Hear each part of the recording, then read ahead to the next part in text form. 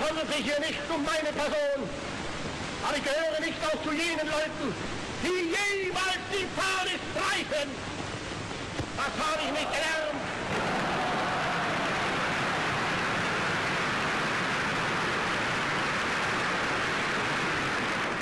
Unsere Gegner, sie schreien es heute raus, Deutschland soll untergehen und Deutschland kann Ihnen nur eine Antwort geben. Deutschland wird siegen und Deutschland wird siegen. Propaganda. Slovo neodmyslitelně spjaté s plamennými řečníky a vůdci totalitních režimů. Nástroj na ovládání davů a vymývání mozků.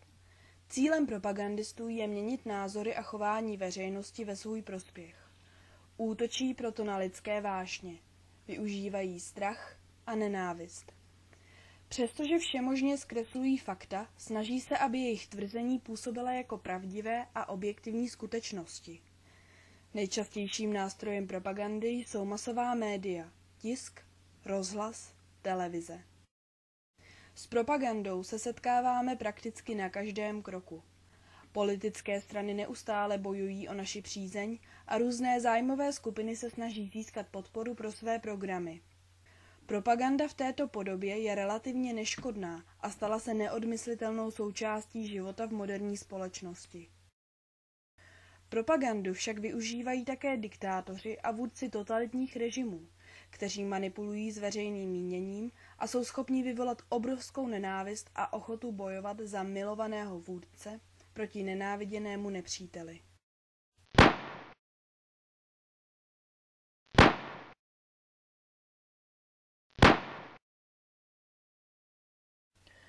Propaganda však nemusí mít vždy podobu plamenných projevů, zuřivých výlevů a hřímajících davů. Svět imperialismu je zmítán svými vnitřními rozpory a krizemi a jeho útoční jestřáby z nich hledají východisko v tom, že se pokoušejí položit stín na naše slunečné dílo i na vztahy mezi zeměmi a národy. My však nedopustíme, aby v atomové vichřici, tisíckrát hroznější všech minulých válečných katastrof, schořelo naše dílo. To, co jsme za desetiletí usilovné práce ve svých socialistických zemích vytvořili a dále tvoříme. Může na nás útočit i nenápadně, zdánlivě nevinně. Píše se rok 1977 a v Čechách se rodí jedna z nejvýznamnějších akcí odporu proti komunistickému režimu. Skupina českých disidentů sepisuje prohlášení Charty 77, ve kterém kritizuje státní moc za porušování lidských a občanských práv, k jejichž dodržování se Československá socialistická republika zavázala na konferenci evropských států v Helsinkách. Reakce komunistického režimu na sebe nenechává dlouho čekat. Takzvaná anticharta byla součástí kampaně komunistické strany Československa proti Chartě 77. Ta kampaň byla spuštěna 12. ledna článkem Rudé Praha, Ztroskotanci a samozvanci. Ačkoliv text Charty 77 nebyl v totalitní éře nikdy oficiálně publikován, ve sdělovacích prostředcích proti ní začalo tažení. Vyvrcholením snah, jež měly demonstrovat jednotu národa a jeho loajalitu k tehdejšímu komunistickému vedení státu, bylo shromáždění nejznámějších umělců a intelektuálů v Národním divadle. Což byla opravdu akce velmi pečlivě zorganizovaná, kde se právě očekávalo, že přítomnost známých umělců povede k tomu, že společnost získá silné přesvědčení, že význační umělci stojí za politikou KSČ. Se i u nás ještě dnes našli lidé, kteří jsou schopni zradit svou vlast. Pouze zavlý nepřítel socialismu se může snížit pomluvám a hanobení své vlastní země a jeho socialistického zřízení. Celá naše dílna na výrobní poradě jednoznačně odsoudila a odmítla tzv. Pamflet Charty 77 a v odpověď jednoznačně schválila stanovisko, v němž se mimo jiné i zavazuje překročit plán výroby zboží v letošním roce o 600 000 korun. Svým zvýšeným pracovním úsilí tedy odpovídáme na výmysly těch, kteří zradili a stále zrazují zájmy naší republiky. Kameramani velmi pečlivě zabírali známé umělce, aby na ně byly detaily, aby opravdu divák velmi dobře si uvědomil, kteří nejznámější umělci tam přišli.